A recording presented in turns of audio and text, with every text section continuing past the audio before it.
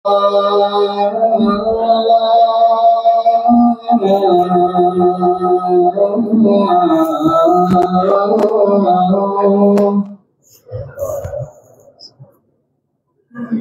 أن لا إله إلا الله.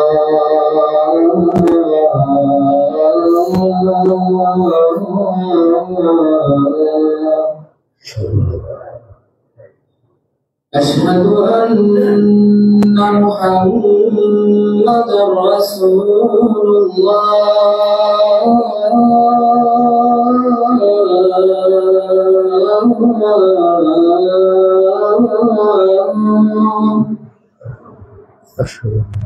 أشهد أن محمدا رسول الله.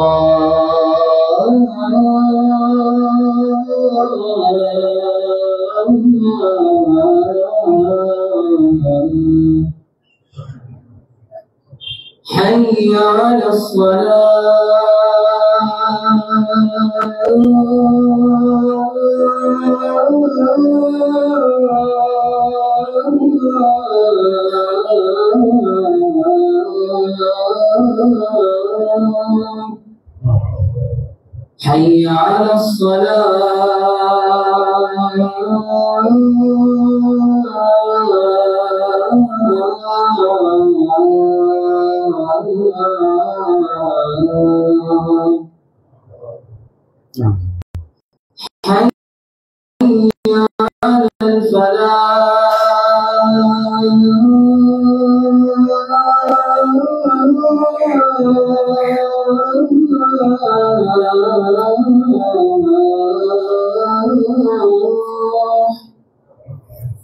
حي على حي على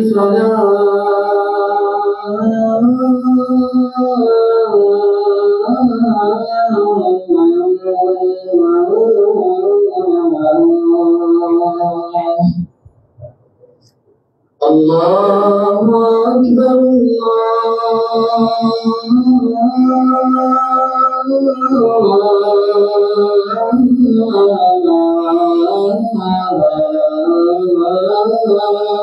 أكبر.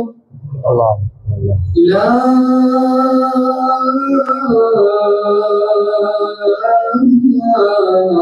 إله إلا الله.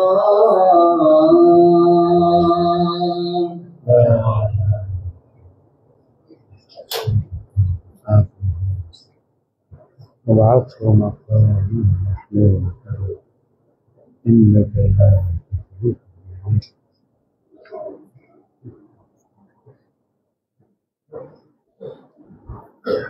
إن الحمد لله نحمده ونستعينه ونستغفره ونعوذ بالله من شرور أنفسنا ومن سيئات أعمالنا. من يهده الله فلا مضل له ومن يضلل فلا هادي له.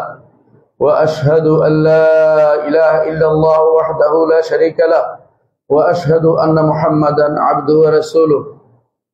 يا أيها الناس اتقوا ربكم الذي خلقكم من نفس واحدة وخلق منها زوجها وبث منهما رجالا كثيرا ونساء واتقوا الله الذي تساءلون به والأرحام إن الله كان عليكم رقيبا. يا أيها الذين آمنوا اتقوا الله حق تقاته ولا تموتن إلا وأنتم مسلمون.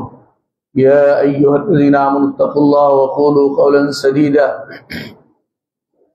يصلح لكم أعمالكم ويغفر لكم ذنوبكم ومن يطع الله ورسوله فقد فاز فوزا عظيما. أما بعد فإن أصدق الحديث كتاب الله وخير الهدي هدي محمد صلى الله عليه وسلم وشر الأمور محدثاتها وكل محدثة بدعة وكل بدعة ضلالة وكل ضلالة في النار. أيها الناس اتقوا الله فإن الله عز وجل أمركم بالتقوى وأمر النبي صلى الله عليه وسلم أن نتقي الله ومن يتق الله يجعل له مخرجا ويرزقه من حيث لا يحتسب সম্মানিত মুসল্লিয়ানি কেরাম, আমি আমার নিজেকে আপনাদেরকে আল্লাহ তাকওয়া অবলম্বন অনুরোধ জানাচ্ছি। যেই তাকওয়া অবলম্বন করলে জান্নাত পেয়ে ধন্য হব, যেই তাকওয়া অবলম্বন করলে যাবতীয় বিপদ থেকে আল্লাহ আমাদেরকে উদ্ধার করবেন, যেই তাকওয়া অবলম্বন ছাড়া দুনিয়ার যত বলা মুসিবত থেকে আমাদের বের হওয়ার কোনো পথ আমাদের নেই। তাকওয়া অবলম্বন থাকলে আল্লাহ তাআলা অবশ্যই আমাদেরকে যাবতীয় বিপদ থেকে বের করবেন। সম্মানিত মুসল্লিয়ানি কেরাম, আমরা আপনাদের সাথে আলোচনা করছিলাম একজন মুসলিমের যা জানতেই হবে। ইমানিয়াত আলোচনা চলছিল, এরপর ইসলামিয়াত আসবে। ইমানিয়াতের আলোচনা আমরা আপনাদের সাথে আলোচনা করেছি ইনশাআল্লাহর রহমতে, যে আল্লাহর উপর ঈমান কিভাবে হবে, ফেরেশতার উপর ঈমান কিভাবে হবে, কিতাবের উপর ঈমান কিভাবে হবে, রাসূলদের উপর ঈমান কিভাবে হবে, আখিরাতের উপর ঈমান কিভাবে হবে, এই আলোচনা চলছিল। আখিরাতের উপর ঈমানের ক্ষেত্রে আমরা বলেছিলাম আখিরাতের উপর ঈমানের তিনটি অংশ রয়েছে। একটি হচ্ছে মৃত্যুর পর পর যা শুরু হয়ে যায় কিয়ামতের আগ পর্যন্ত, দ্বিতীয় হচ্ছে হাসরের মাঠের পর্ব, তৃতীয় হচ্ছে জান্নাত জাহান্নাম পর্ব। আমরা এখনো আখিরাতের উপর আলোচনার প্রথম পর্বে রয়ে গেছি। আজকে ইনশাআল্লাহ আমরা চেষ্টা করব প্রথম পর্ব শেষ করতে। তা হচ্ছে কিয়ামতের আলামত নিয়ে আলোচনা করছিলাম। কিয়ামতের আলামতকে আমরা বলেছি তিন ধরনের আলামত আছে। এক ধরনের আলামত এসেছে এবং চলে গেছে, এটা আর আসবে না। তার মধ্যে আমরা উদাহরণ দিয়েছিলাম মুহাম্মদ রাসূলুল্লাহ সাল্লাল্লাহু আলাইহি ওয়াসাল্লাম আগমন এবং তার দুনিয়া থেকে চলে যাওয়া, এই দুইটাই কিয়ামতের আলামতের অন্তর্ভুক্ত। অনুরূপভাবে আমরা গত খুতবাতে আপনাদের সাথে আলোচনা করেছি এমন কিছু আলামত যেগুলো এসেছে এবং চলবে, অর্থাৎ এগুলো শেষ হয়ে যায় নাই, চলমান প্রক্রিয়া রয়েছে। 40টি আলামত গতভাবে আপনাদের সাথে আলোচনা করেছি, 40টি আলামত। আজকে আমরা সে সমস্ত আলামতগুলো আলোচনা করতে, যেগুলো এখনো আসেনি, অবশ্যই আসবে, আসেনি তবে আসবে। এগুলো দুই প্রকার, বড় আলামত, ছোট আলামত। নির্ধারণ করে সবগুলিকে সিরিয়াল করা খুব কঠিন কাজ, কারণ মুহাম্মদ রাসূলুল্লাহ সাল্লাল্লাহু আলাইহি ওয়াসাল্লাম আমাদেরকে সিরিয়াল করে দেননি, ধারাবাহিকভাবে বর্ণনা করেননি সবগুলোকে, তবে কিছু কিছুকে তিনি ধারাবাহিক বর্ণনা করেছেন। আমরা চেষ্টা করবো যেভাবে রাসূলুল্লাহ সাল্লাল্লাহু আলাইহি ওয়াসাল্লাম যেটার পরে উল্লেখ করেছেন সেভাবে উল্লেখ করতে। যদি ধারাবাহিক এদিক সেদিক হয়েও যায়, মৌলিকভাবে এটা বিশ্বাস করবেন যে এগুলো কোরআন এবং সহিহ সুন্নাহ এসেছে, সুতরাং এগুলো আশা সত্য, এগুলোর উপর আমাদেরকে যথাযথ ঈমান রাখতে হবে এবং এগুলোর ঈমানকে কোনোটাকেই আমরা ঈমান থেকে বাদ দিতে পারবো না। এগুলো গুরুত্বপূর্ণ ঈমানের জায়গা। যখনই এগুলি আমাদের সামনে আসবে তখনই সেগুলোর উপর ঈমান রাখতে হবে। সম্মানিত মুসলিয়ানি কেরাম, আজকে যে অংশটুকু আলোচনা করছি এই অংশটুকু বর্তমানে ফিতনার বড় কারণ। ফিতনার কারণ কেন? কিছু মানুষ এগুলোকে খুব দ্রুত ঘনিয়ে নিয়ে আসছে, কিছু মানুষ এগুলোকে আবার সুদূর পরাহত মনে করছে। এই দুই এর মাঝখানে হচ্ছে হক, যে এগুলো আসলে নিকটবর্তী, তবে একেবারে এসে গেছে এই জাতীয় কোনো সিদ্ধান্ত দেওয়া উচিত নয়। কোনো আলামতকে নিয়ে এসে বর্তমান প্রেক্ষাপটের ব্যাখ্যা করা কখনো উচিত নয়।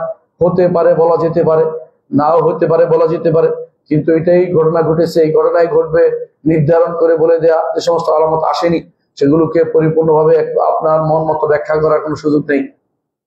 এই মন মতো ব্যাখ্যা করে অনেক ব্যক্তি পথভ্রষ্ট হয়েছে। যুগে যুগে বহু মানুষ এর মাধ্যমে ফিতনা তৈরি হয়েছে। এমনকি আপনারা জানেন এই ফিতনার আগুনে পুড়ে একবার মক্কা কাবা পর্যন্ত আগুনে পুড়েছে বহুবার, এমনকি হারামাইন শরীফাইনের বহু আলেমকে খতিবকে পর্যন্ত নির্মম পরিণতি বজায় রাখতে হয়েছে, অর্থাৎ নির্মম পরিণতির শিকার হয়েছে। তাকে কেউ কেউ আঘাত করেছে, কেউ কেউ আঘাত করতে চেয়েছে, এরকম যে নিজে মাহদি দাবি করে বসেছে। এই জাতীয় জিনিসগুলো আমাদের ওই সমস্ত আলামতের অন্তর্ভুক্ত যেগুলো এখন আসেনি। বেশিরভাগ মানুষ সেগুলো নিয়ে ফিতনা ছড়ায়। অনেকে আছে হতাশা থেকে সেটা সব ফিতনা ছড়ায়। হতাশা মানে মুসলিম উম্মার যে বিপদ যাচ্ছে, এই বিপদ দিয়ে উদ্ধার তারা আর কোনো পথ দেখে না। তারা মনে করে কিয়ামত বুঝে চলে আসলো বলে।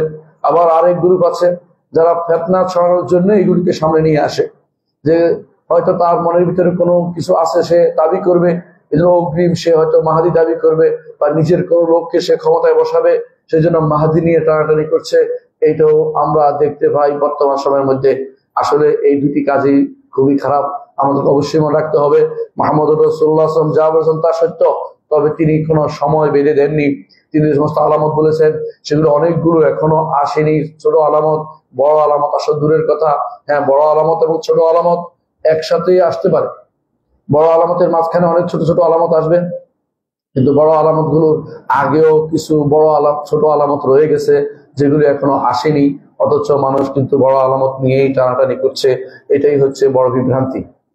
সম্মানিত মুসলিয়ান ইকরাম, আমি আজকে এমন কিছু আলামত উল্লেখ করব যেগুলো এখনো আসেনি, তবে আসবে। এগুলোর মধ্যে আগে ছোটগুলি আলোচনা করব, যেগুলো ছোট। ছোট অর্থ এই নয় যে এখন একেবারে এগুলো হীন মনে করা, তুচ্ছ মনে করার বিষয় নয়, বলে এগুলো বিশাল ব্যাপার হইতে পারে। তবে এগুলো অর্থ হচ্ছে এগুলো বড় আলামতের আগে আসবে, আবার এগুলিতে কোনোটা বড় আলামতের মাঝেও আসতে পারে। সেই হিসাবে আমরা আলোচনা করবো ইনশাআল্লাহ। প্রথমেই যে আলামতটির কথা আলোচনা করতে হচ্ছে, আরব ভূমি মুরুজ ও আনহার হবে। মুরুজ কি জিনিস? অর্থাৎ শস্য শ্যামল হয়ে যাবে। আনহার অর্থাৎ সেখানে নদী নালা প্রবাহিত হবে। রাসূলুল্লাহ সাল্লাল্লাহু আলাইহি ওয়াসাল্লাম যে শব্দটি ব্যবহার করেছেন তা হচ্ছে হাত্তা তাউদ জাজিরাতুল আরব, যতক্ষণ পর্যন্ত না আরব উপদ্বীপ ফিরে আসছে। আরব উপদ্বীপ ফিরে আসা অর্থ কি? আরব উপদ্বীপ আগে এই অবস্থায় ছিল, এখন আবার ফিরে আসছে। সুবহানাল্লাহ। আগে এই অবস্থায় ছিল, সেটা মানুষ যদি আগে থেকে এই বিষয়ে আগে থেকে রাসূলুল্লাহ সাল্লাল্লাহু আলাইহি ওয়াসাল্লাম জ্ঞান না দিত, তাহলে কোনোদিন সেটা বিশ্বাস করার সুযোগ থাকতো না। কিন্তু আমরা বিশ্বাস করি মুহাম্মদ রাসূলুল্লাহ সাল্লাল্লাহু আলাইহি ওয়াসাল্লাম যেহেতু বলেছেন যে আগে অবস্থায় ছিল আবার এই অবস্থায় ফিরে আসবে, তাহলে বোঝা গেল আরব উপদ্বীপ সমস্ত পাহাড় পর্বত দেখতে পাই, এগুলো এক সময় পানি দ্বারা পরিপূর্ণ ছিল, এগুলো শস্য শ্যামল ছিল, আবার সে অবস্থা ফিরে আসবে। মুহাম্মদ রাসূলুল্লাহ সাল্লাল্লাহু আলাইহি ওয়াসাল্লাম সেটা বলেছেন। হাদিসটি সহিহ মুসলিমে এসেছে। অনুরূপ আরেকটি হাদিসে এসেছে, মুআয ইবনে জাবাল রাদিয়াল্লাহু আনহু বলেন, তাবুকের যুদ্ধে আমরা যখন যাচ্ছিলাম, মুহাম্মদ রাসূলুল্লাহ সাল্লাল্লাহু আলাইহি ওয়াসাল্লাম বললেন, আগামী দিন তোমরা অমুকখানে যাবে, সেখানে আমাদের আগে কেউ যদি যাও সাবধান, তোমরা কিন্তু সেখানে দুইটা প্রস্রবণ আছে, ঝর্ণা আছে, পানির জায়গা আছে, সেখানে হাত দিবে না, নষ্ট করবে না। কিন্তু দুইজন অগ্রিম গিয়ে সেখানে বসে আছে। মুহাম্মদ রাসূলুল্লাহ সাল্লাল্লাহু আলাইহি ওয়াসাল্লাম বলেন, তোমরা কি পানিতে হাত দিয়েছ? বলে, ইয়া রাসূলুল্লাহ, অল্প একটু নিয়েছিলাম। রাসূলুল্লাহ সাল্লাল্লাহু আলাইহি ওয়াসাল্লাম তাদেরকে খুবই তিরস্কার করলেন, এই কাজটি তোমরা কেন করলেন? তারপর তিনি তাদেরকে বললেন, ইয়ে মুআজ, যদি তুমি জীবিত থাকো দেখতে পাবে এই সব এলাকা সব পানির প্রস্রবণে পরিণত হয়েছে। অথচ সেটা এখনো হয়নি, তাহলে এটা হবে, কিন্তু কোন সময় হবে আমরা এটা বলতে পারছি না। এই জন্য এটাকে নির্ধারণ না করে বলে যে এটা অবশ্যই হবে। দ্বিতীয় আলামত যা এখনো আসেনি তবে আসবে, তা হচ্ছে বৃষ্টি বেশি হওয়া। বৃষ্টি বেশি হওয়া এবং ফল ফলাদি কম হওয়া। সাধারণত বৃষ্টি হলে ফল হয়, কিন্তু এমন একটা সময় আসবে বৃষ্টি হবে কিন্তু ফল ফলাদি জন্মাবে না, অর্থাৎ সেই বৃষ্টির মধ্যে বরকত থাকবে না, আল্লাহর পক্ষ থেকে রহমত থাকবে না। আবু হুরায়রা রাদিয়াল্লাহু আনহু বর্ণিত, তিনি বলেন, রাসূলুল্লাহ সাল্লাল্লাহু আলাইহি ওয়াসাল্লাম বলেছেন, লা তাকুমুস সাআ হাত্তা তুমতিরাস সামাউ মাতারান লা তুকুন্নু ফিহা বুয়ুতুল মাদার ওয়া লা তুকুন্নু ফিহা ইল্লা বুয়ুতুশ শাহর। রাসূলুল্লাহ সাল্লাল্লাহু আলাইহি ওয়াসাল্লাম বলেছেন, বৃষ্টি এত বেশি হবে কিয়ামতের আগে যে বড় বড় বিল্ডিং জাতীয় অর্থাৎ পাকা ঘরগুলি ভেঙে পড়বে, আর ছোট বাঁচে থাকবে শুধু যে সমস্ত ঘর পশমের তৈরি, অর্থাৎ যে সমস্ত ঘর সাধারণ তৈরি, সেগুলো শুধুমাত্র অবশ্যই থাকবে। কারণ বড় ঘরগুলো বৃষ্টির ছোঁয়া সেগুলো নষ্ট হবে, আর যেগুলো পশমের ঘর সেগুলো নষ্ট হবে না। জানি না তারপরে অবস্থা কিরকম হবে, কিন্তু মুহাম্মদ রাসূলুল্লাহ সাল্লাল্লাহু আলাইহি ওয়াসাল্লাম সেটা বলেছেন এবং সেটা মুসনাদ আহমদে এসেছে। আরেকটি হাদিসে রাসূলুল্লাহ সাল্লাল্লাহু আলাইহি ওয়াসাল্লাম বলেছেন, আনাস ইবনে মালিক রাদিয়াল্লাহু আনহু বর্ণিত হাদিসে তিনি বলেন, কিয়ামত কায়েম হবে ততক্ষণ পর্যন্ত মানুষ অনেক বৃষ্টিপাত পাবে, ওয়ালা তুমবাতুল আরদু শাইআন, কিন্তু জমির সামান্যতম কিছু ইসকাতে উৎপন্ন হবে না, অর্থাৎ পানি দিয়ে আল্লাহর পক্ষ থেকে যে বরকত আসে এখন সেই বরকত তারা পাবে না। আরেকটি হাদিসে আছে, আবু হুরায়রা রাদিয়াল্লাহু আনহু তিনি বলেন, রাসূলুল্লাহ সাল্লাল্লাহু আলাইহি ওয়াসাল্লাম বলেছেন যে লাইসা সানাতু বিআল্লা তুমতিরু ওয়ালাকিন্না সানাতু আন তুমতিরু ওয়া তুমতিরু ওয়া লা তুমতিরু আরদু শাইআন। সহিহ মুসলিমে আসছে যে দুর্ভিক্ষ এটা নয় যে বৃষ্টি হবে না, দুর্ভিক্ষ এটা যে বৃষ্টি হবে কিন্তু জমিন কোনো কিছু উৎপন্ন করবে না, এটা কিয়ামতের আগে সংঘটিত হবে। তবে এটা আমার মনে হচ্ছে যতটুকু বিশ্বাস, এটা হচ্ছে যে সেটা হবে ঈসা আলাইহিস সালাতু ওয়াস সালামের আরো অনেক পরে, কারণ সেই সময় ঈসা আলাইহিস সালাতু ওয়াস সালামের সময় পর্যন্ত জমিনের বরকত হবে এবং সেখানে এমন একটা বরকতের কথা বলা হয়েছে যে এক একটা তরমুজ অনেকজনে খেতে পারবে। রাসূলুল্লাহ সাল্লাল্লাহু আলাইহি ওয়াসাল্লাম থেকে বর্ণিত হয়েছে। তার হচ্ছে এর পরে অবস্থা তৈরি হবে কিয়ামতের, এটি একটি আলামত। 3 নম্বর কিয়ামতের একটি আলামত যা এখনো আসেনি, তা হচ্ছে ফোরাত নদী থেকে স্বর্ণের পাহাড় বের হওয়া। ফোরাত নদী থেকে স্বর্ণের পাহাড় বের হওয়া। ফোরাত নদী ইরাকে রয়েছে, স্বর্ণের পাহাড় বের হওয়া, এটার ব্যাপারে হাদিসে এসে আবু হুরায়রা রাদিয়াল্লাহু আনহু বলেন, রাসূলুল্লাহ সাল্লাল্লাহু আলাইহি ওয়াসাল্লাম বলেছেন, লা তাকুমুস সাআ হাত্তা ইয়াহসুরাল ফুরাতু আন জাবালিন মিন যাহাব, যতক্ষণ পর্যন্ত ফোরাত নদী থেকে স্বর্ণের পাহাড় বের না হচ্ছে ততক্ষণ পর্যন্ত কিয়ামত সংঘটিত হবে না। ইয়াকতাতুরুন নাস আলাইহি, মানুষরা এর উপরে যুদ্ধ করবে। ওয়া ইয়াকতুলু মিনহু কুল্লু মিয়াতিন সাতুতাসু, প্রত্যেক 99 জন মারা যাবে। ওয়া ইয়াকুলু কুল্লু রাজুলিন মিনহুম, প্রত্যেকে বলবে আমি বেঁচে গেলে আমি সেগুলি নিব। অর্থাৎ সবাই মনে করবে যে সবাই বলে যাক আমি একা পেয়ে যাই, এরকম চিন্তা থাকবে। আবার কোনো বর্ণনা আসছে শেষ পর্যন্ত তারা কেউ নিতে চাইবে না যে এই কারণে আমার ভাইকে মেরেছি, আমার বন্ধুকে মেরেছি, এই কারণে সবাইকে মেরেছি, এগুলি আমি নিব না, কারণ সে মনে করে এগুলি আর বিপদের কারণ হবে। অর্থাৎ কিয়ামতের আগে এই কাজটি হবে। বুখারী মুসলিমে হাদিসে এসেছে যে এই হাদিসটি স্বর্ণের পাহাড় বের হবে। অনেকে হয়তো বলতে পারেন বর্তমানে যে বের হয়েছে জ্বালানি, অর্থাৎ এই অকটেন বা যে সমস্ত জ্বালানি বের হয়েছে এগুলি হয়তো উদ্দেশ্য, যে তেলের কথা বলা হচ্ছে যে ডলার বা পেট্রোলিয়াম, এগুলি কিন্তু এগুলি উদ্দেশ্য হতে পারে না। কারণ শুধুমাত্র এটা শুধু ইয়া থেকে বের হয় নাই, ইরাক থেকে বের হয় নাই, বিশ্বের বিভিন্ন দেশে তেল পাওয়া যায়। এটা খনিজ দ্রব্যের বিষয়, এটা শুধু ইরাকের বিষয় নয়। ইরাকের এটা নিয়ে যুদ্ধের বিষয়টা এইটা নিয়ে হবে না, বরং আরেকটা জিনিস পাহাড়। ইয়াহসুর অর্থ হলো নিচে লুকায়িত আছে, উপরে ঢাকনা খোলা হবে। হাসর অর্থ হলো খোলা হওয়া, এর অর্থ হচ্ছে তেল হইতে পারে না, এটা অবশ্যই স্বর্ণই হবে, এবার অপব্যাখ্যা গ্রহণযোগ্য নয়। চতুর্থ যে আলামতটি আছে তা হচ্ছে যে মানুষের সাথে প্রাণীকুল অর্থাৎ যে সমস্ত হায়না প্রাণী তারা কথা বলবে, মানুষের সাথে কথা বলবে। অনেকে হয়তো বলতে পারেন বর্তমানে যে সমস্ত মিডিয়া আছে বা বিশেষ সমস্ত ক্যামেরা আছে এগুলি হয়তো বলা হচ্ছে, কিন্তু এগুলি না, এগুলিকে বলা যাবে না। এগুলি হচ্ছে স্থির চিত্র অঙ্কন করা, কথা বলে না। এগুলি দিয়ে জানা যায় কি হয়েছে, কিন্তু রাসূল হাদিস হচ্ছে কথা বলবে। কথা বলার অর্থ হচ্ছে যে এগুলো সরাসরি বলে দিবে এটা কখন হবে, এটা কখনো অবশ্যই সেটা অনেক পরে হবে, সেটা এখন হওয়া জরুরি না। অর্থাৎ সেটা হবে অবশ্যই যখন তাহাব্বার পরে বা আগে, সেটা হতে পারে যুদ্ধাব্বা, যে প্রাণী পরে বের হবে তার আগে বা পরে হতে পারে, সেটা হতে পারে। কারণ এখন হওয়ার অর্থ হচ্ছে এরপরে ইমানের প্রশ্ন আবার ফিরে আসবে। এই জন্য আমরা মনে করতেছি, মনে করার অর্থ স্থায়ী কথা নয়, হতে পারে আগে হতে পারে, কিন্তু আমরা মনে হচ্ছে এরকম। আল্লাহর কাছে দোয়া করি আল্লাহ যেন আমাদের পাকড়াও না করেন এই সমস্ত কথার কারণে। কিন্তু আমরা শুধু বলতে চাচ্ছি যে এটা ঘটবে এবং এইটা এখনো ঘটেনি, এটা আসবে। আবু সাঈদ খুদরী রাদিয়াল্লাহু আনহু বর্ণিত, তিনি বলেন রাসূলুল্লাহ সাল্লাল্লাহু আলাইহি ওয়াসাল্লাম বলেছেন, সাদাকা ওয়াল্লাযী নাফসি বিয়াদিহি, সত্য বলেছেন যার হাতে আমার প্রাণ, তার শপথ করে বলছি, লা তাকুমুস সাআ হাত্তা ইউকাল্লিমা সিবাউল ইনস, কিয়ামত কায়েম হবে না ততক্ষণ পর্যন্ত হায়না প্রাণীগুলো মানুষের সাথে কথা বলছে। ওই কাল্লামু রাজুলু আযাবাতা সাউতিহি, মানুষের হাতে যে লাঠি থাকবে, লাঠির সামনে মানুষের লাঠির সামনে অগ্রভাগ তার সাথে কথা বলবে। ওয়া শিরাকুনা আলিহি, জুতার পিতা তার সাথে কথা বলবে। ওয়া ইখবিরুহু ফাখিদুহু বিমা আহদাসা আহলু বা'দাহু, এবং তার রান তাকে বলে দিবে যে তার পরিবার তারপরে কি অপকর্ম করেছে। অর্থাৎ লুকানোর কোনো সুযোগ থাকবে না।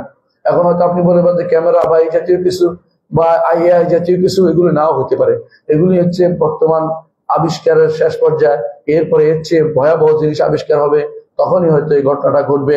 কিন্তু এটা কিয়ামতের একটি আলামত হিসাবে আমাদের কাছে মুহাম্মদুর রাসূলুল্লাহ সাল্লাল্লাহু আলাইহি ওয়াসাল্লাম জানিয়েছেন। যে সমস্ত আলামত এখনো আসেনি, আসবে, তার মধ্যে আর পঞ্চম হচ্ছে মৃত্যু কামনা করা। বিপদ এত বেশি হবে যে মানুষ মৃত্যুকে চাইবে। এখন মানুষ মৃত্যুকে চায় না, এখন মানুষ সবাই চায় বাঁচতে। এই জন্য জীবনের সর্বস্ব ব্যয় করেও হাসপাতালে থেকে বাঁচতে চায়, অথচ মৃত্যু কিন্তু আসবেই। এটা জানার পরেও সব বিক্রি করে সে মনে করে 10 দিন বাঁচতে পারলেও কম কি। এই জন্য সবকিছু যে জানে তার মৃত্যু এসেই গেছে, তারপরেও লক্ষ লক্ষ কোটি কোটি টাকা খরচ করে কেউ জীবনের সব ব্যয় করে ফেলে শুধু বাঁচার জন্য। সেই সময়টা এখনো আসেনি, সেটা আসবে। আবু হুরায়রা রাদিয়াল্লাহু আনহু বর্ণিত, তিনি বলেন রাসূলুল্লাহ সাল্লাল্লাহু আলাইহি ওয়াসাল্লাম বলেছেন, লা তাকুমুস সাআ, কিয়ামত অনুষ্ঠিত হবে না, হাত্তা ইয়ামুরু রাজুলু বিকবরি রাজুলি, একজন মানুষ আরেকজনের কবরের কাছে যাবে। ফায়াকুল, এবং বলবে, ইয়া লাইতানি মাকানা, হায় যদি আমি এর জায়গায় যেতে পারতাম, অর্থাৎ ওর জায়গায় মরতে পারতাম, এই চিন্তা করবে। মুত্তাফাকুন আলাইহি, বুখারী মুসলিম হাদিসটি এসেছে। সেটাও আসবে, কখন আসবে সেটা আমরা জানি না, সেটা নির্ধারণ করার ক্ষমতা আমাদের নেই। দ্বিতীয় আরেকটি হাদিসে এসেছে আবু হুরায়রা রাদিয়াল্লাহু আনহু থেকে বর্ণিত, তিনি বলেন রাসূলুল্লাহ সাল্লাল্লাহু আলাইহি ওয়াসাল্লাম বলেছেন, যার হাতে আমার প্রাণ তার শপথ করে বলছি, দুনিয়া যাবে না যতক্ষণ পর্যন্ত না একজন মানুষ কবরের কাছে গিয়ে নিজেকে এটার মধ্যে গড়াগড়ি দিবে, তারপর বলবে, হায় রে, আমি যদি কোনো এই কবরবাসী জায়গা যেতে পারতাম। রাসূলুল্লাহ সাল্লাল্লাহু আলাইহি ওয়াসাল্লাম বলেন, ওয়ালাইসা বিহি দাইনু, এটা কোনো ঋণের কারণে নয়, ইল্লাল বালা, বিপদের কারণে। তার উপর এত সব বিপদ আসবে, সে দিশেহারা হয়ে শুধু মৃত্যুটাই শুধুমাত্র কামনা করবে। অথচ মৃত্যু কামনা করা বৈধ কাজ না, আপনারা জানেন। রাসূলুল্লাহ সাল্লাল্লাহু আলাইহি ওয়াসাল্লাম মৃত্যু কামনা করতে নিষেধ করেছেন। হাদিসটি সহিহ মুসলিমে এসেছে। ইবনে মাসউদ রাদিয়াল্লাহু আনহু এই জন্য বলেছিলেন যে ওই সময় মানুষ যে যদি চিন্তা করবে যদি মৃত্যু কি না যায়, তো তারা কেন চিন্তা ভাবনা করবে, এরকম অবস্থা তাদের তৈরি হয়ে যাবে। হুযায়ফা ইবনে ইয়ামান রাদিয়াল্লাহু আনহু বলেন, রাসূলুল্লাহ সাল্লাল্লাহু আলাইহি ওয়াসাল্লাম বলেছেন, মানুষের মধ্যে এমন একটা সময় আসবে, মানুষ তখন দাজ্জালকে চাইবে। মানে এমন কঠিন অবস্থা আসবে, দাজ্জাল আসুকিরা চাইবে। এর অর্থ হচ্ছে এই ঘটনা দাজ্জাল আসার আগেই ঘটবে, এই ঘটনা দাজ্জাল আসার আগেই ঘটবে। হাদিসে যেটা আসছে, মিম্মা দালিকা, রাসূলুল্লাহ সাল্লাল্লাহু আলাইহি ওয়াসাল্লামকে জিজ্ঞাসা করা হয়েছে কোত্থেকে সেটা হবে, কি কারণে সেটা হবে। রাসূলুল্লাহ সাল্লাল্লাহু আলাইহি ওয়াসাল্লাম বলেছেন, মিম্মা ইয়ালকাউনা ফিল আনা ওয়াল আনা, বিপদ বিপদ বিপদ, এত বিপদ তার মাথার উপর আসবে, এত সমস্যা যে তার মাথার উপর ঘুরবে। সে বলবে যে মৃত্যু ছাড়া বোধহয়, দাজ্জাল আসা সবকিছু ধ্বংস করা ছাড়া বোধহয় আমার আর এর থেকে উপরিত্রাণের কোনো উপায় নেই। ষষ্ঠ যে আলামতটি এখনো আসেনি তবে আসবে বলে রাসূলুল্লাহ সাল্লাল্লাহু আলাইহি ওয়াসাল্লাম জানিয়েছেন, তা হচ্ছে রোম যারা তাদের সংখ্যা বেড়ে যাবে। রোমরা কারা? ইউরোপিয়ান, তারা বেড়ে যাবে। এরা কিতালুল মুসলিম, তাদের মুসলিমদের সাথে তাদের যুদ্ধ হবে। এটা দুইটা অর্থ করে আলাদা। একটা হচ্ছে রোমরা ইসলাম গ্রহণ করবে, এটা হতে পারে মুসলিমদের সাথে তারা থাকবে। আর একটা অর্থ করে মুসলিমদের সাথে নয়, মুসলিমদের বিরুদ্ধে তারা যুদ্ধ করবে। হতে পারে তাদের মধ্যে দুটি গোষ্ঠী হবে।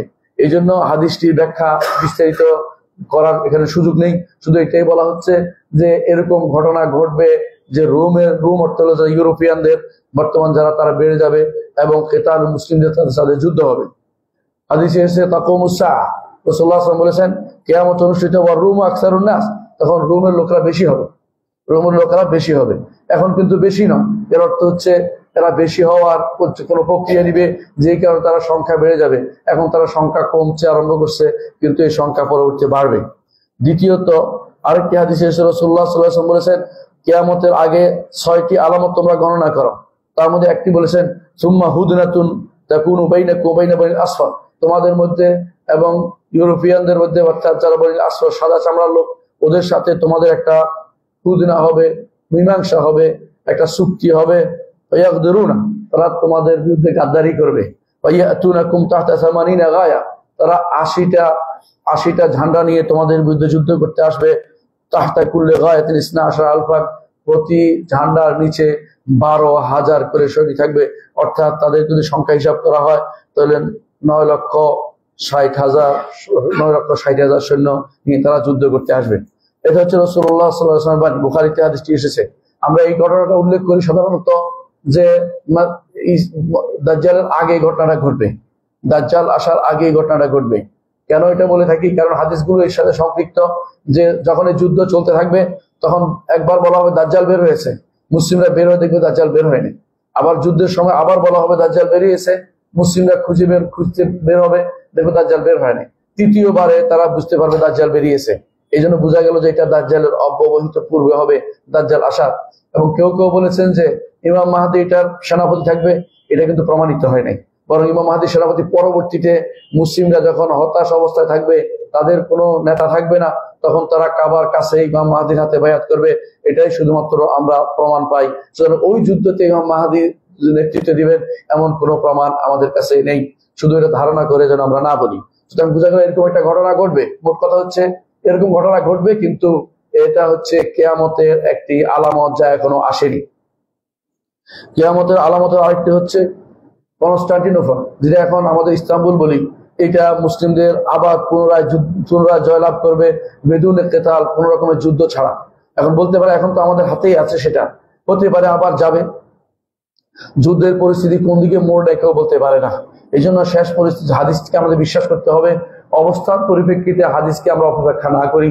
হতে পারে সেটা চলে যাবে, কারণ হাদিসে যে শব্দ এসেছে সেটা হচ্ছে মুসলিমরা সেই যুদ্ধ কোনো অস্ত্র ব্যবহার করবে না।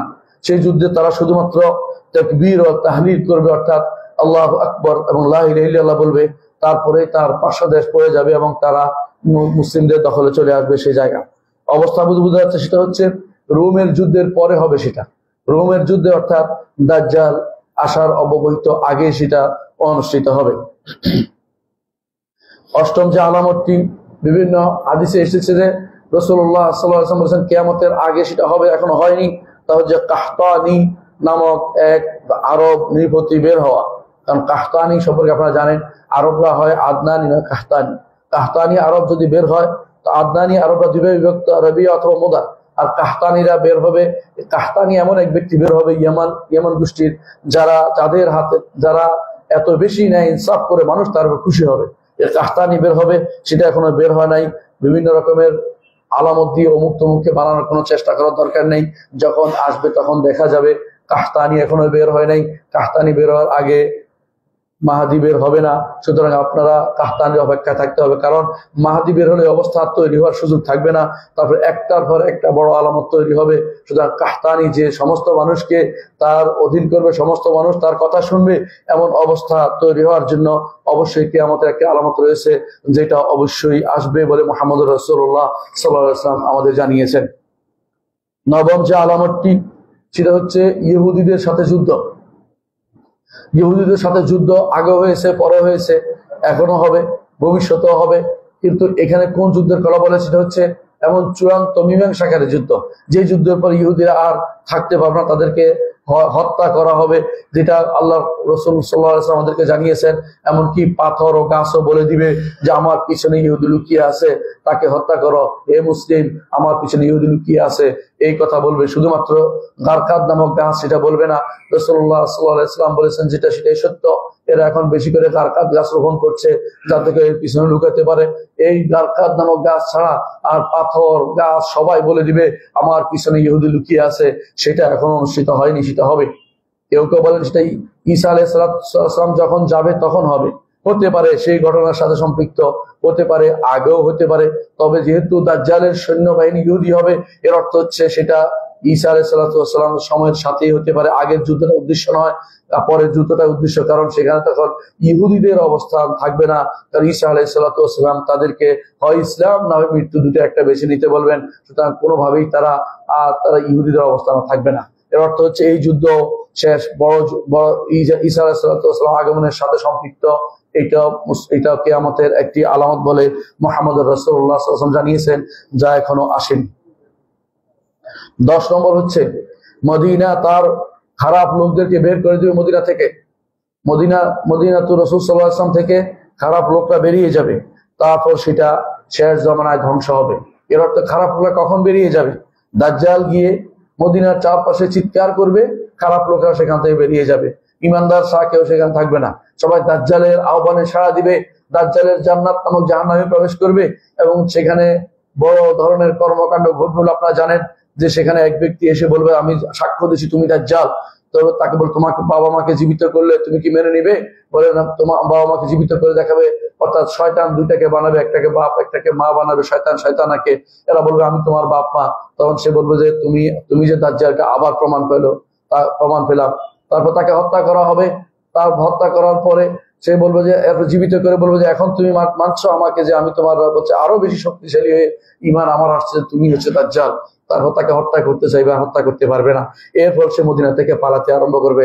এই হচ্ছে দাজ্জালের কাহিনী। তাহলে বোঝা গেল মদিনা থেকে বেরিয়ে যাওয়া, খারাপ লোকে বেরিয়ে যাওয়া, আগেও বেরিয়েছে অনেকেই। মুনাফিকরা সবসময় মদিনাতে থাকতো সমস্যা তৈরি করার জন্য, পরে বেরিয়ে যেত। এখনো এদের সংখ্যা কম নয়। ভবিষ্যতে এমন এক গোষ্ঠী আসবে যখন এরা দলে দলে এখান থেকে বেরিয়ে থাকতে চাইবে না, কারণ সেখানে তো জীবনযাত্রার মান তাদের হয়তো কম থাকবে। জীবনযাত্রা খোঁজার জন্য বিশ্বের বিভিন্ন দেশে তারা ছড়িয়ে পড়বে খারাপ লোকেরা, এবং সবশেষে মদিনার মধ্যে খারাপ ধ্বংস আসবে। এই ধ্বংসের বিষয়টি আমাদের বুঝায় যে এটা হবে অবশ্যই ঈসা আলাইহিস সালামের পরে, এর আগে ধ্বংসের বিষয়টা আসবে না। সুতরাং সেটাও একটা অংশ রাসূলুল্লাহ একই হাদিসে একটা অংশ আগের কথা বলেছেন, অথবা একটা অংশ পরের কথা বলেছেন, অথবা সেটা আরো পরের কথা বলেছেন, যেগুলো এখনো আমাদের সামনে আসে নাই, বা আমাদের এখন তাসাউর আসে নাই, চিন্তা চেতনা আসে নাই কিরকম অবস্থা হতে পারে। মদিনাকে এক সময় মানুষ ছেড়ে চলে যাবে। মদিনা তখন একজন উজাড় হয়ে যাবে, সেরকম একটা ভূমিতে পরিণত হবে। 11 নম্বর আলামত হচ্ছে যেটা এখনো আসেনি, তা হচ্ছে মানুষের মানুষের রূহ হরণ, ইমানদারদের রূহ হরণ করার জন্য একটি বাতাস বের হবে, যেই বাতাসে ইমানদারদের রূহ হরণ করে নিয়ে যাবে। অবশিষ্ট থাকবে শুধুমাত্র এমন লোকেরা যারা ঈমান আনেনি এবং যারা কুফরিতে লিপ্ত রয়েছে, এরাই শুধু অবশিষ্ট থাকবে। এবং সেই ঘটনা কখন হবে আমরা জানি, সেই ঘটনা হবে ইয়াজুজ মাজুজের পরে। কারণ ইয়াজুজ মাজুজ চলে যাওয়ার পরে পর্যন্ত ইমানদাররা থাকবে। কারণ মুহাম্মদ রাসূলুল্লাহ ঈসা আলাইহিস সালাম জানিয়েছেন, ঈসা আলাইহিস সালাম তিনি ইমানদারদের নিয়ে বলবেন যে পাহাড়ে, যে কোনো পাহাড়ে উঠে যাও, যাতে ইয়াজুজ মাজুজ তোমাদের ক্ষতি করতে না পারে। তারপর নামার পরেও ইমানদাররা অবশিষ্ট থাকবে। তারপরে আবারও হজ হবে, আবারও সেখানে দুনিয়া আবাদ হবে। কিন্তু এরপরে একটা সময় আসবে দুনিয়াতে হুমুর গাধার মতো তারা চলাফেরা করবে, রাস্তায় অপকর্ম করে বেড়াবে এবং দুনিয়ার সবচেয়ে নিকৃষ্ট মানুষ তারা থাকবে। এই সময়ে এমন একটি বাতাস বেরোবে, যে বাতাস মানুষ ইমানদারদের রূহকে হরণ করে নিয়ে যাবে। আর যারা অবশিষ্ট থাকবে তারা শুধুমাত্র নিকৃষ্টতম মানুষই থাকবে। বোঝা গেল এটা ইয়াজুজ মাজুজ। এবং তারপরে দাব্বাও থাকবে, কারণ তখন ইমানদার এবং কাফেরদের তারা ভাগ করে দিবে দাব্বা প্রাণী। এরপরে আসবে, অর্থাৎ এটা কিয়ামতের অব্যবহিত পূর্বে সেই বাতাস বেরিয়ে যাবে। 12 নম্বর যে আলামতের কথা মুহাম্মদ রাসূলুল্লাহ সাল্লাল্লাহু আলাইহি ওয়াসাল্লাম আমাদের জানিয়েছেন কিয়ামতের পূর্বে অনুষ্ঠিত হবে, এখনো হয়নি, তা হচ্ছে আল্লাহর ঘরকে হালাল করা। অর্থাৎ আল্লাহর ঘর ভাঙবে, একটা একটা করে পাথর ভেঙে নিয়ে যাবে। আল্লাহর ঘরে লুট হবে এবং আল্লাহর ঘরের বিভিন্ন জিনিস যে যেমনি পাবে এমনি নিয়ে যাবে এবং আল্লাহর ঘরকে আর সম্মান করা হবে না। এরকম ঘটনা ঘটবে বলে মুহাম্মদ রাসূলুল্লাহ সাল্লাল্লাহু আলাইহি ওয়াসাল্লাম জানিয়েছেন। এবং সেটা মনে হয় যতটুকু আমাদের বিশ্বাসে আসছে, যতটুকু বোঝা যাচ্ছে, যে সেটাও হবে যখন এই ঘরের হামি তারা থাকবে না, হেফাজতকারীরা থাকবে না, তখনই সেটাও অবশ্যই ঈসা আলাইহিস সালামের পরে ঘটবে। কিন্তু নির্ধারণ করে বলা হচ্ছে না কখন ঘটবে। সেটাও সর্বশেষ মুহূর্তের দিকে হতে পারে, অথবা সেই সময় হতে পারে যখন দাব্বাতুল আরদ চলে যাবে, তারপরে হতে পারে। ইমানদাররা যখন আর আল্লাহর ঘরের তোয়াফের দিকে যাবে না, তখন কেউ হয়তো আল্লাহর ঘর ভাঙতে চলে যাবে। রাসূলুল্লাহ সাল্লাল্লাহু আলাইহি ওয়াসাল্লাম তার একটা পরিচিতি দিয়েছেন যে বাঁকা পা বিশিষ্ট হবে এবং হাবশী হবে, আফ্রিকান হবে। সেটার পরিচয় মুহাম্মদ রাসূলুল্লাহ সাল্লাল্লাহু আলাইহি ওয়াসাল্লাম বলেছেন তার মাথা যেন কিসমিসের মতো, অর্থাৎ সেটা যেন মাথাটা পেঁচানো, অর্থাৎ সেটা সোজা মাথা নয়, এরকম মাথার কথা রাসূলুল্লাহ সাল্লাল্লাহু আলাইহি ওয়াসাল্লাম বলেছেন সেই লোকের। 13 নম্বর আলামত হচ্ছে সেটা হচ্ছে কোরআন উঠে যাওয়া। আর কোরআন উঠে যাওয়ার বিষয়টি একেবারে সব শেষের অন্তর্ভুক্ত, যখন আর কোনো তওবা কবুল হবে না। কারণ ইমানদাররা ইমানের সালাতে দাঁড়াবে কিন্তু কিছু করতে পারবে না, তাদের মুখ থেকে কিছুই বের হবে না। আবু হুরায়রা রাদিয়াল্লাহু আনহুকে বলা হলো যে ওই সময় দাঁড়ালে তাদের কি লাভ হবে। রাসূল তখন আবু হুরায়রা রাদিয়াল্লাহু আনহু বললেন, তাদেরকে এই যে দাঁড়াচ্ছে তারা চেষ্টা করেছে, এই জন্য তারা জাহান্নাম থেকে মুক্তি পাবে, তারা জাহান্নাম আগুন থেকে মুক্তি পাবে, আল্লাহর আযাব থেকে তারা মুক্তি পাবে। এই 13টি আলামতের কথা আমরা এখনো জেনেছি। ছোট আলামত হিসাবে সেগুলিকে একসাথে উল্লেখ করেছি। সবগুলো যে আগে হবে তা নয়, সবগুলো যে বড় আলামতের আগে হবে তা না, এগুলো হবে বড় আলামতের মাঝে মাঝে এগুলো সংঘটিত হবে। বড় আলামতগুলি আমি আলোচনা করতে চাই, যেগুলি এখনো একটাও আসেনি। বড় আলামতগুলি এক নম্বর হচ্ছে আল মাহদী। আর মাহদীর ব্যাপারে আপনারা জানেন যে এই 1400 বছরে প্রায় 3000 মাহদী বের হয়েছে। এর অর্থ হচ্ছে এই মাহদীর কোনো শেষ নেই। প্রত্যেকে দাবি করে তারা মাহদী, এক একজন এমনকি নিজের নামদের মাহদিয়া পার্টি নাম করে ফেলেছে কেউ। এমনকি মাহদী গোষ্ঠী বেরিয়েছে সুদানে, তারা সামনে এক পকেট পিছনে আরেক পকেট রাখে জামার মধ্যে। তো যদি জিকের পিছনের পকেট করে সময় নাই, এই জন্য যুদ্ধ করতে যাইতে হবে তাড়াতাড়ি করে, এই জন্য সামনের পিছনে দেখার সুযোগ নেই, এই জন্য তারা এরকম পকেট বানিয়েছে। মানে এরকম গোষ্ঠী এখন না, তাবেঈদের যুগ থেকে এই মাহদীর প্রচলন শুরু হয়ে গেছে। এমনকি খলিফাতুল আব্বাসী একজন নিজেকে মাহদী দাবি করেই বসেছে। এরপরে যারা আসছে এরকম অনেকেই নিজেদেরকে মাহদী দাবি করতো, সুযোগ পেলেই কেউ বলে মাহদী হওয়ার জন্য করতো। এমন অনেকেই মাহদী দাবি করেছে। এই মাহদী দাবি একটা ফিতনাতে পরিণত হয়েছে। মাহদী দাবি করার বিষয় না, মাহদীকে জোর করে তার উপরে বায়াত হবে। কেউ সে চাইবে না তাকে, সে এক রাত্রে আল্লাহ তাকে ভালো করে দিবে। আগে থেকে সে কোনো জানবে না তাকে কে মাহদী হতে যাচ্ছে, কেউ জানবে না। তো মাহদী হবে অবশ্যই মুহাম্মদ ইবনে আব্দুল্লাহ তার নাম হবে মুহাম্মদ, পিতার নাম হবে আব্দুল্লাহ, এবং তিনি হাসানি হবেন, হুসাইনি না। যে হুসাইনি মাহদীর আশায় বসে আছে শিয়ারা, সে সম্পূর্ণ ভ্রষ্টতা ছাড়া কিছুই নয়। বরং তারা মনে করে 12 নম্বর তাদের ইমাম হচ্ছে মাহদী। 12 নম্বর ইমামের কোনো অস্তিত্বই ছিল না। কারণ 11 নম্বর তাদের যে ইমাম ছিল তিনি নাবালেগ অবস্থায় মারা গেছে। নাবালেগ অবস্থায় মারা গেলে তার সন্তান হয় না, সবাই জানে, এবং তিনি বিয়েও করেন নাই। এখন তারা বলে যে তার একটা দাসী ছিল, দাসীর ঘরে সন্তান হয়েছে, কেউ দেখে না সেটা। তারপর সে বলে যে সেটা দৌড়ে গিয়ে পাহাড়ের ভিতরে ঢুকে গেছে, এখনো তারা সেখানে দাঁড়িয়ে আছে আর বলতেছে যে উখরুজিয়া মাওলানা, মাওলানা বেরিয়ে আসো, মাওলানা বেরিয়ে আসো। সেখানে আগে তারা ঘোড়া নিয়ে গাড়ি নিয়ে বসে থাকতো, এখন তারা মার্সিডিজ নিয়ে বসে থাকে যে মাওলানা আমার গাড়িতে উঠবে, মাওলানা আমার গাড়িতে উঠবে, মাওলানা আমার দরজা দিয়ে প্রবেশ করবে, এই দরজা বানিয়ে বসে আছে। এগুলি সবই হচ্ছে বিভ্রান্তি, পথভ্রষ্টতা। এগুলি তারাই আবিষ্কার করে। মাহাদির জন্য যারা বসে থাকে, মাহাদির জন্য বসে থাকা ইমানদারের কাজ নয়। মাহাদির জন্য বসে থাকে যারা, তারা হচ্ছে পরাজিত মানসিকতার লোক তৈরি, তারা নিজেরা কিছু করতে পারে না বলে মাহাদি করে দিবে আশায় বসে আছে, এটা ঠিক নয়। বরং যখন মাহাদি বের হবে তখন তার হাতে আমাদের বায়াত নিতে হবে। তিনি একা কিছুই করতে পারবেন না, ইমানদারদের নিয়েই তিনি করবেন। ইমান বজায় রাখা, মাহাদির জন্য ইমান বজায় রাখা দরকার, ইমান চেনা দরকার, কিন্তু মাহাদির জন্য সৈনিক তৈরি করা দরকার নয়। এখন অনেকে মাহাদির সৈনিক বানাই রাখতেছে, না, মাহাদির সৈনিক বানাবেন না। ইমান আপনি তৈরি করুন, আপনি দাওয়াত ও জিহাদে নিজেকে অংশগ্রহণ করুন। মাহাদি বের কখন হবে এটার আশায় বসে থেকে নিজেদেরকে পরাজিত মানসিকতার লোক তৈরি করবেন না। মাহাদি আলাইহিস সালাম যদি বের হয়ে যান, অথবা মাহাদি রাদিয়াল্লাহু আনহু যদি বের হয়ে যান, অথবা মাহাদি রহমতুল্লাহ হাফেজাহুল্লাহ যদি বেরিয়ে যান, আমি কেন তিনটা বলেছি, কারণ আপনি তিনটাই বলে অনেকে দেখবেন, এজন্য বলছি। কিন্তু মাহাদি যদি বেরিয়ে যান, নিঃসন্দেহে সেটা হবে এমন এক সময়, যে সময় আর বলতে পৃথিবী শেষের দিকে চলে আসছে, এরপর আর কোনো কিছু ভাবিষ্ট নাই। কারণ রাসূলুল্লাহ সাল্লাল্লাহু আলাইহি ওয়াসাল্লাম বলেছেন, কিয়ামতের আলামতগুলি একটার পর একটা এমন ভাবে পড়বে যেন একজনের মালা থেকে একটা মালা ছিঁড়ে গেলে একটার পর একটা করে পড়ে যেতে থাকে, সেভাবে কিয়ামতের আলামতগুলি একটার পর একটা হতে থাকবে। সুতরাং মাহাদির আশায় বসে থেকে তো বিপদ ডেকে আনছেন আপনি, কিয়ামত ঘনাই দিচ্ছেন।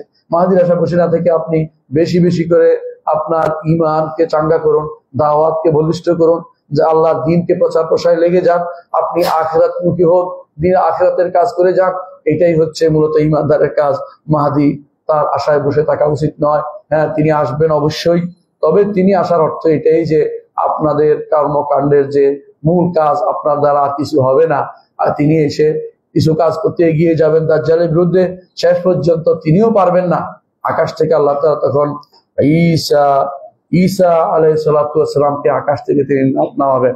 এর অর্থ হচ্ছে মাহাদির দ্বারা যে বড় ধরনের কিছু হচ্ছে তা কিন্তু না, বরং মাহাদি বের হবে এটা প্রমাণ করে রাসূলুল্লাহ বলেছেন, এই জন্য যে ওই সময়ে তার মাধ্যমে মুসলিমরা একতাবদ্ধ হইতে পারবে, এটা ছাড়া আর কোনো কারণ নয়।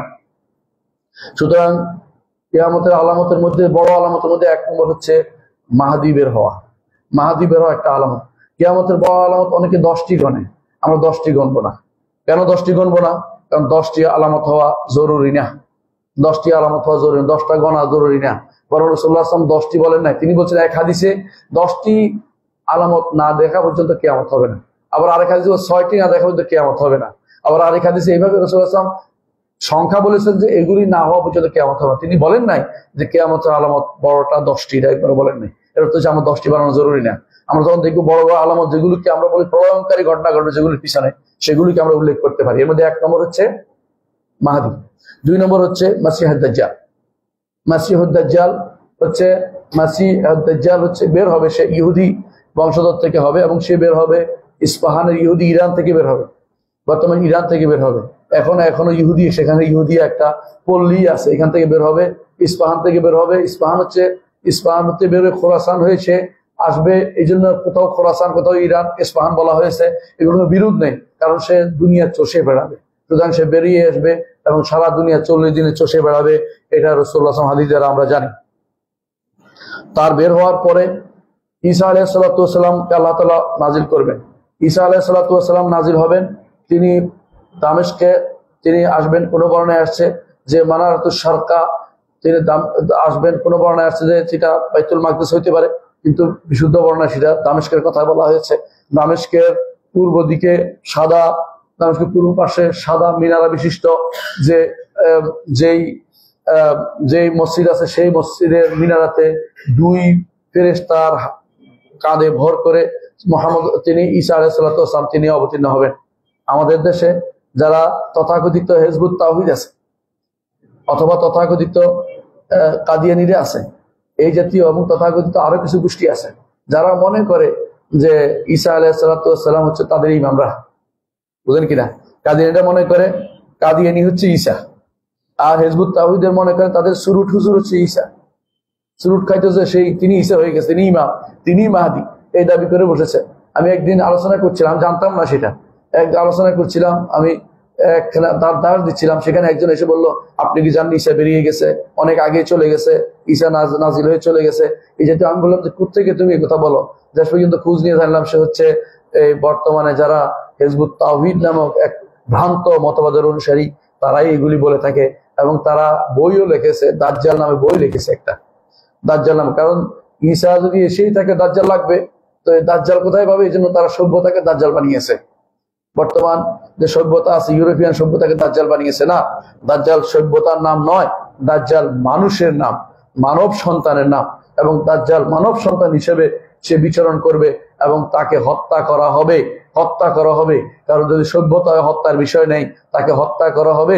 ঈসা আলাইহিস সালাম যখন নাজিল হবেন তাকে হত্যা করা হবে, হত্যা করবেন তিনি নিজে বাবুল লুদ্দে। বাবুল লুদ হচ্ছে বর্তমানে একটা বিমানবন্দর, ইসরায়েলের একটা বিমানবন্দর নাম লুদ বিমানবন্দর, সেখানে ঈসা আলাইহিস সালাম তাকে হত্যা করবেন। এটাই আমরা কোরআন, এটা আমরা হাদিস থেকে আমরা পাই। সুতরাং হাদিস থেকে যেটা পাই এটাই বিশ্বাস করতে হবে। মানুষের সমস্ত বিভ্রান্তি কোনোভাবেই আমরা আমলে নিব না। আমরা অনেকে এই বিভ্রান্ত আকীদার শিকার হয়ে যাচ্ছি দুর্ভাগ্যবশত। তারপরে আসবে ইয়াজুজ মাজুজ। ইয়াজুজ মাজুজ এরা কারা? এরা হচ্ছে ইয়াফেস এর বংশধর। আমরা জানি যে নূহ আলাইহিস সালামের 3 সন্তান ছিল, সাম, হাম, ইয়াফেস। সাম সেমিটিক, হাম আফ্রিকানরা, আর ইয়াফেস হচ্ছে ইউরোপিয়ানরা। এদের মধ্যে একটা গোষ্ঠী ছিল ইয়াজুজ মাজুজ, তাদেরকে আল্লাহ তাআলা আটকে দিয়েছেন। তারা এমন এক জগতে, এমন এক জায়গায় বসবাস, বিশাল তাদের এই জায়গা, যেটা আমরা দেখতে পাই না। অনেকে বলে যে দেখতে পাই না, যেহেতু নাই, নাউজুবিল্লাহ, এটা বিশ্বাস করতে হবে। দেখতে পাইলে সেদিন তারা বেরিয়ে আসবে। আল্লাহ তাআলা এই জন্য কোরআনে কারীম বলেছেন যে হাত্তা ইযা ফুতিহাত ইয়াজুজ ওয়া মাজুজ ওয়া হুম মিন কুল্লি হাদাবিন ইয়ানসিলুন, যে এবং রাসূলুল্লাহ সাল্লাল্লাহু আলাইহি ওয়াসাল্লাম একদিন তিনি বললেন যে আজকে রাতে এই ইয়াজুজ মাজুজের তাদের দেয়ালের মধ্যে এত ছিদ্র করতে সমর্থ হয়েছে। এর অর্থ হচ্ছে রাসূলুল্লাহ সাল্লাল্লাহু আলাইহি ওয়াসাল্লাম যা বলেছেন সত্য। তারা কোনো ইয়াজুজ বলতে ইউরোপিয়ান লোকদেরকে বোঝানো হয় নাই বা আমেরিকানদের বোঝানো হয়নি, অনেকে এটা বলে থাকে, নাউজুবিল্লাহ। অথচ ইয়াজুজ মাজুজ একটা গোষ্ঠী, যাদেরকে দেখার পরে আপনার আর কোনো কিছু থাকবে না।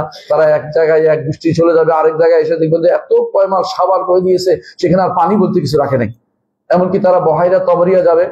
বহাইরা তবরিয়া হচ্ছে বর্তমানে লেবাননের কাছে।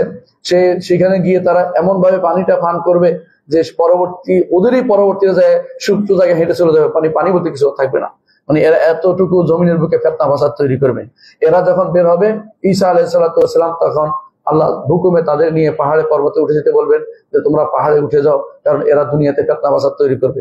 তারপর আল্লাহর পক্ষ থেকে তাদেরকে আল্লাহ তাআলা এমন কিছু দিয়ে ধ্বংস করবেন যেগুলো আমাদের কল্পনারও বাইরে। তাদের বগলের নিচে রোগ হবে, সেই রোগের কারণে তারা ধ্বংসপ্রাপ্ত হবে। তারপর ঈসা আলাইহিস সালাম সবাইকে নিয়ে নিচে নামবেন, বা সমস্ত ঈমানদাররা নিচে নামে, এবং সেগুলি আল্লাহ তাআলা এমন এক পাখি পাঠাবেন সেগুলিকে উড়িয়ে উড়িয়ে সাগরে ফেলে দিবে। এবং কারণ সাগর ছাড়া এই সমস্ত দুর্গন্ধ মুক্ত হওয়ার কোনো জায়গা নেই, দাফন করার সুযোগ নাই। এত বেশি পরিমাণে তাদের সংখ্যা হবে। তাদের সংখ্যা এত বেশি যে মুহাম্মদ রাসূলুল্লাহ সাল্লাল্লাহু আলাইহি ওয়াসাল্লাম বলেছেন, হাসরের মাঠে বলা হবে, আল্লাহ তাআলা বলবেন আদমকে, আদম জাহান্নামের অংশ বের করে দাও তোমার সন্তানদের থেকে।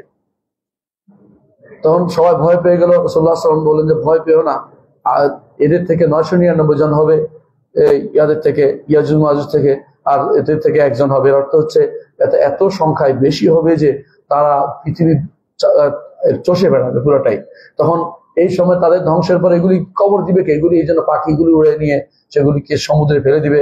আর জগৎ তখন অত্যন্ত শান্ত শিষ্ট হয়ে যাবে, জগৎ অত্যন্ত পরিপূর্ণভাবে জগৎ পরিচ্ছন্ন হয়ে যাবে। বৃষ্টি দিবে আল্লাহ তাআলা, সেই বৃষ্টির পরে আল্লাহ তাআলা এত বেশি পরিমাণে বরকত দিবে, বরকত শেষ হয়ে যাবে, অর্থাৎ দুনিয়ার সব বরকত সেই সময় দিয়ে দিবেন আল্লাহ তাআলা জমিনের উপরে। এবং সেটা অনেক বেশি পরিমাণ ফল ফলাদি হবে, যেটা আমাদের হাদিস থেকে প্রমাণিত আমরা দেখতে পাই। ইয়াজুজ মাজুজের এই ঘটনা অবশ্যই কিয়ামতের একটি আলামত, যা এখনো হয়নি, এবং 10 কিয়ামতের সেই বড় আলামতগুলির একটি। পঞ্চম কিয়ামতের বড় আলামত হচ্ছে 3টি ভূমিধস হওয়া। ভূমিধস আগেও হয়েছে, এখনো হচ্ছে, কিন্তু এইটা হচ্ছে প্রলয়ঙ্কারী ভূমিধস, যেটা মানুষ চিন্তাও করেনি। কাসমুল বিল মাশরিক, কাসমুল বিল মাগরিব, প্রাচ্যে একটি ভূমিধস হবে, পাশ্চাত্যে একটি হবে, আরব উপদ্বীপে একটি হবে। এই 3টি ভূমিধসের মাধ্যমে আল্লাহ তাআলা মানুষদের সংখ্যা কমিয়ে দিবেন। একটা সময় আপনি দেখবেন সব খালি পড়ে আছে, বিশাল বিশাল স্থাপনা করছেন আপনারা লক্ষ লক্ষ টাকা খরচ করে। আপনারা মনে করছেন যে এটা বুঝি পৃথিবীতে তারা সবসময় থাকবে, এরকম ভাবে করছেন।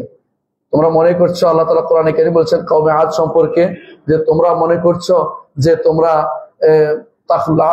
তাখলুদুন, চিরস্থায়ী হবে। অনেকে যে সমস্ত রাস্তা বানাচ্ছে, ওইটা বানাচ্ছে, ওইটা বানাচ্ছে, মনে করছে এটাই সমাধান, কিন্তু এটা সমাধান না। ইমানিয়াত বড় সমাধান। মুহাম্মদ রাসূলুল্লাহ সাল্লাল্লাহু আলাইহি ওয়াসাল্লাম এত উন্নয়নের চিন্তা করেননি, ইমানি উন্নয়নের চিন্তা করেছেন। আমরা দুনিয়ার উন্নয়ন দিয়ে ভরিয়ে দিচ্ছি, কিন্তু ইমানি উন্নয়নের কোনো চিন্তা নেই। আমরা পড়ানোর ক্ষেত্রে কি পড়াচ্ছি? গান বাদ্য দিয়ে আমাদের সব ভরাই রাখতেছি। গান বাদ্য দিয়ে সন্তানদের তৈরি করার জন্য 60,000, 25,000, 65,000 গান গান গান বাদ্যকারীদের নিয়োগ দিচ্ছি। আমরা ধ্বংসের কোন জায়গায় পৌঁছে গেছি। আমরা মনে করছি এর মধ্যে উন্নয়ন করতেছি। কিসের উন্নয়ন করতেছি? ইমান নষ্ট করার কাজ। কারণ গান বাদ্যকে হালাল মনে করলে তার ইমান চলে যায়। যে সমস্ত সন্তানদের আপনি গান শিখাবেন, তারা যেগুলো বৈধ মনে করে, তাহলে সেগুলি ইমান চলে যাবে। আর যারা সেগুলিকে বৈধ মনে না করে কোনোদিনই কেউ এগুলি বাস্তবায়ন করতে পারে না, কেউ যদি সেগুলি বাস্তবায়ন করে, তারা ইমানদার না, তারা কাফের। এদের সাথে আপনাদের সম্পর্ক কেমন আপনারা চিন্তা ভাবনা করবেন। এইগুলি তারা উন্নয়নের চিন্তা ভাবনা করছে। এগুলো উন্নয়ন নয়। উন্নয়ন হচ্ছে কোরআন এবং সুন্নাহ দিয়ে মানুষকে তৈরি করা, ছোটকাল থেকে কোরআন পড়ানো, হাদিস পড়ানো, দ্বীনের উপর বড় করানো। এটাই রাসূলুল্লাহ সাল্লাল্লাহু আলাইহি ওয়াসাল্লাম চেয়েছেন। যারা এই পদ্ধতির বাইরে উন্নয়ন নামক তথাকথিত দাজ্জালের ফিতনাকে নিয়ে আসবে, দাজ্জালি ফিতনাকে নিয়ে আসবে এবং মানুষের ভিতরে এগুলো চাঙ্গা করে দেবে, কিভাবে উন্নয়ন করলো, কোন হালাল হারামের চিন্তা তোয়াক্কা করলো না, এরাই হচ্ছে সবচেয়ে বড় বিভ্রান্ত দল। এরা বিভ্রান্তির ভিতরে অতল গহরে ডুবে আছে। এরা এই অবস্থা যখন হবে, খাস হবেই। হাদিসে আছে খাস মাস হবে, অর্থাৎ জগৎ ধ্বংসিত হবে, ধ্বংস হবে। এরপর দেখবেন যে পৃথিবীতে মানুষ যারা থাকবে খুবই অল্প সংখ্যক মানুষ থাকবে, যারা ধ্বংস হয়ে গেছে, বিশাল অঙ্ক ডুবে গেছে মাটির ভিতরে। আল্লাহ তাআলা আগেও ডুবিয়েছেন, কারুনকে ডুবিয়েছেন। আল্লাহ বলছেন ফাখাসাফনা বিহি ওয়া বিদারিল আরদা, তাকেও ডুবিয়েছি, তার জমি, তার ঘরকেও ডুবিয়েছি, কারণ তার বিশাল সম্পদ ছিল।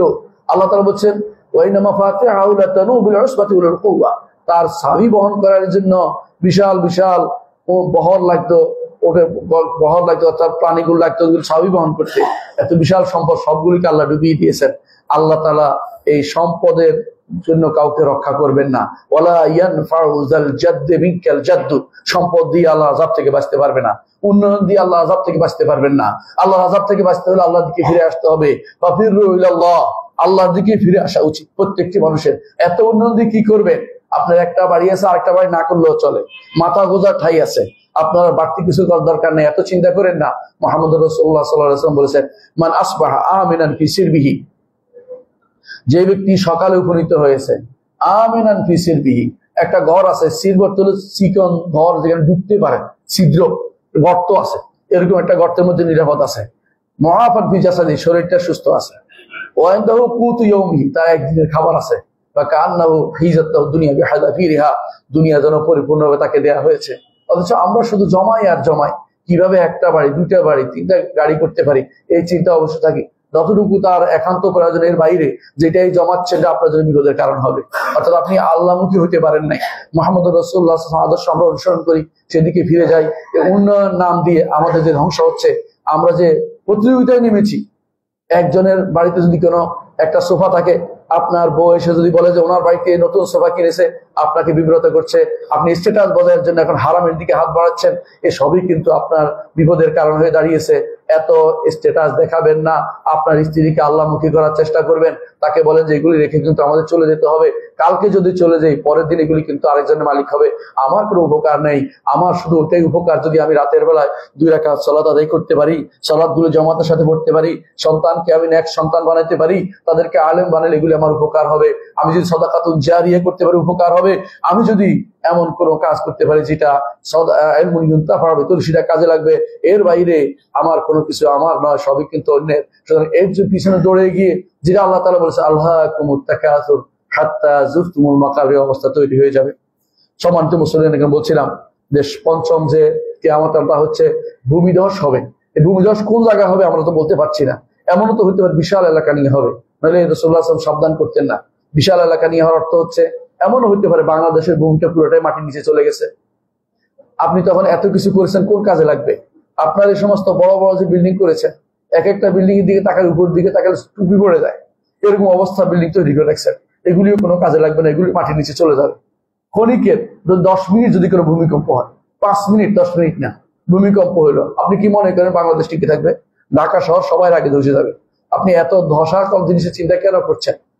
এগুলি তৈরি করছেন, যদি তৈরি কাজে লাগতো তাহলে কথা ছিল, কিন্তু যেগুলি আপনি তৈরি করছেন এগুলি আপনার কোনো কাজে নাও লাগতে পারে, হয়তো এমন হইতে পারে আপনার সন্তানের কাজে লাগেনি।